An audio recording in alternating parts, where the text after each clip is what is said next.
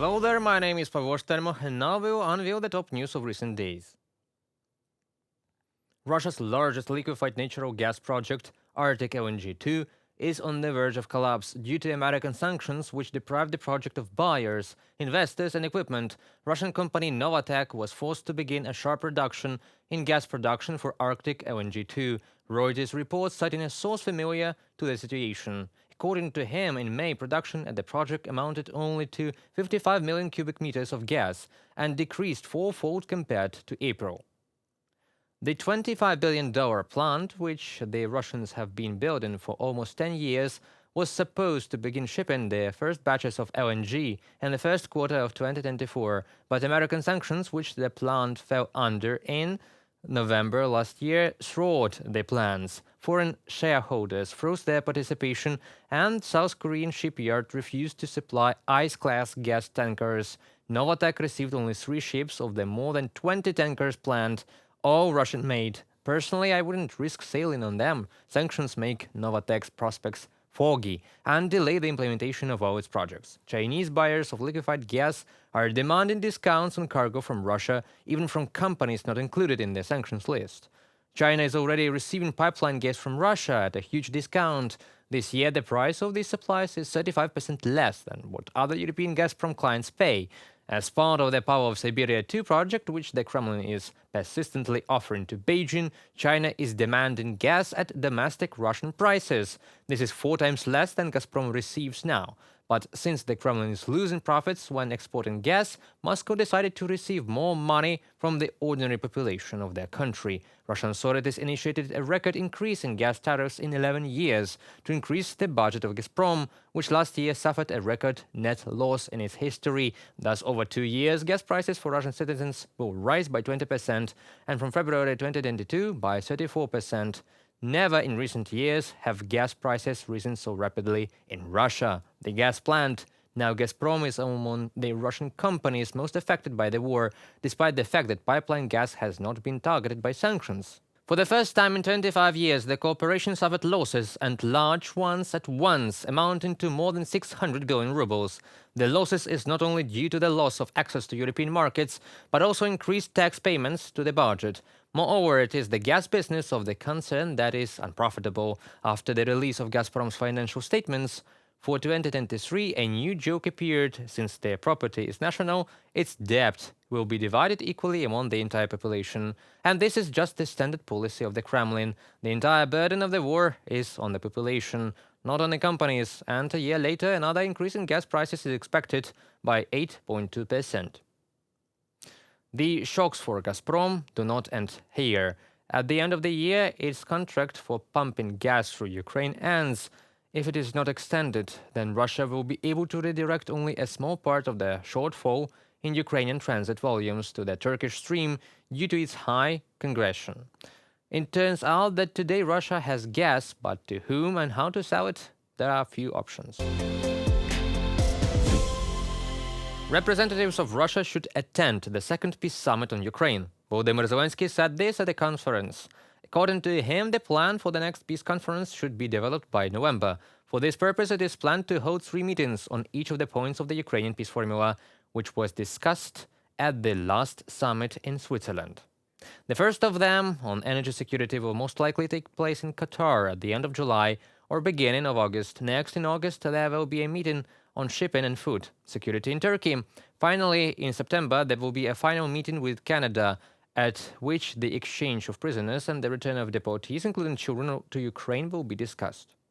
After these 3 points, if they work, a complete plan for the implementation of all points will be ready, Zelensky said.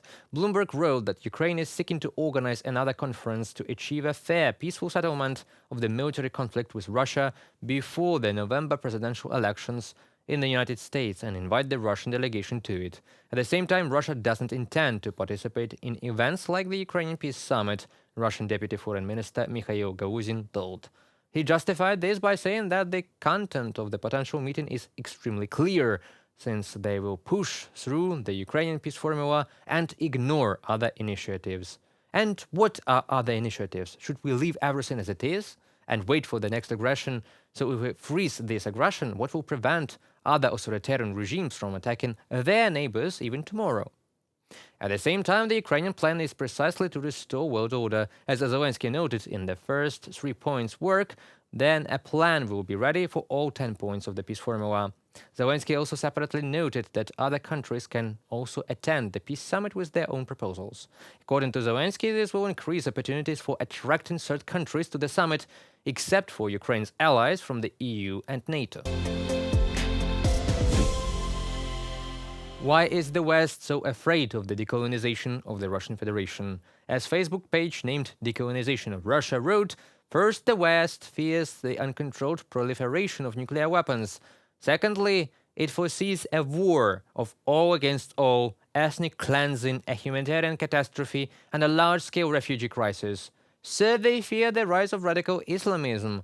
Finally, the fourth fear of the West is the fear of strengthening of China due to the capture of Russian resources. But these fears are unfounded if decolonization rather than chaotic disintegration takes place. All the newly formed states will give up their nuclear weapons in exchange for economic support and international recognition. Without these two things, they will not survive. The mistake of the West was to transfer Ukrainian nuclear weapons to an international agency, but to Russia. Currently, no one is inclined to collect all weapons from the territory of the Russian Federation and hand them over to Moscow. By the way, nuclear weapons are localized in only a few regions. A number of declarations have already been signed on the nuclear-free nature of the newly independent states. All newly formed states will want to become centers of security, order and stability in order to gain international status and investments as soon as possible. Although the ethnic borders almost nowhere coincide with the administrative ones, no one will fight, as the newly formed states did not fight in 1991, and if a conflict occurs, it will be quickly extinguished by peacekeepers. The main thing is that they be from an international organization and not from Moscow. Already now, the intellectual elites of the enslaved nations are conducting negotiations on mutual recognition of borders.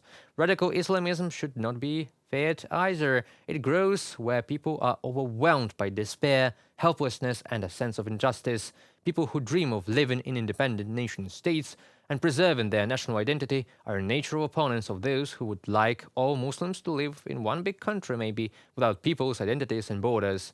Modern Islam does not contradict national identities and states because the world is full of Muslim countries. Almost all of them are very developed and flourishing ones. Likewise, there is no need to fear that the newly independent states will focus on China. The Turkic and Mongolian peoples enslaved by Moscow do not like and fear China because they clearly see what fate befell the Uyghurs, Tibetans, and etc. Chinese assimilation is tougher than Moscow's maybe, which has not managed to destroy identity for hundreds of years despite genocides and deportations. There is no point in running away from Moscow to fall into the clutches of Beijing. The four fears are far-fetched, and what do we have now, when the decolonization of the Russian Federation has not yet become a reality? We have these four fears fully embodied. We have a war in which Moscow is constantly threatened by nuclear weapons. We have humanitarian catastrophe in Ukraine, in places where Moscow directs its gaze. But also in Russian regions too. We have the Kremlin's support for terrorism around the world and the actual dependence of the Russian Federation on China, which is deepening day by day. And the worst fears of the West were realized not because of the decolonization of Russian Federation, but precisely because it is delayed. The problem is in Moscow. The evil empire is the cause of the disaster, and its decolonization is a solution. That concludes our today's video. Thank you for watching. Stay updated. Comment, like, and subscribe to our UATV English channel for more news from Ukraine. It is your support that really matters for us. Goodbye.